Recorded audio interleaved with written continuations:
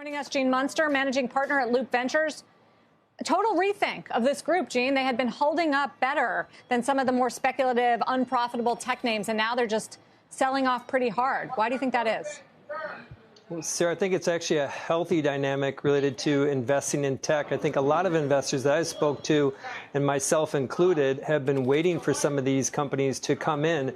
It just has been a disconnect from what we've seen with some of the small cap tech performance over the last 3 months versus large cap.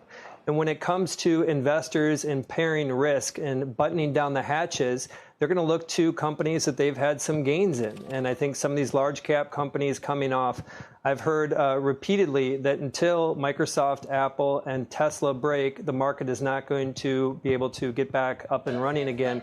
I don't agree with that, but I think that that is what we're seeing today.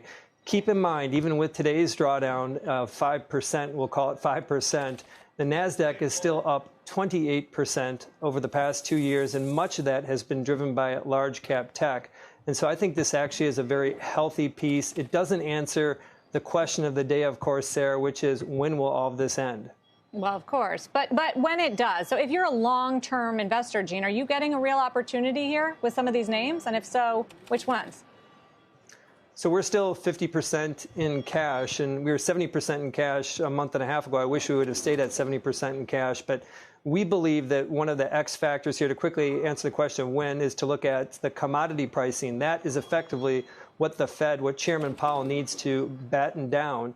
Those commodity prices, if you look at the 7 key commodities in the U.S., oats, orange juice, natural gas, lumber, oil, those are still up 100% from December of 2019. Now, they're not going to come all the way back down, but they do play into the inflation piece. And I'm going to get to your answer the question about what we're buying. But I will say, I do want to answer the question about when does the bottom get put into this. My belief is just look no further than these commodity pricing. The beauty, we don't have to wait for a monthly CPI number. Those numbers are marked to market every minute on those future contracts. And until those come down, we're starting to see some of it in the last month. But until those commodity pricing comes down, I think investors are generally going to have uneasiness, some fear about what's going to happen with inflation. Yeah. And so Food we can and use that energy as a keep problem. going up.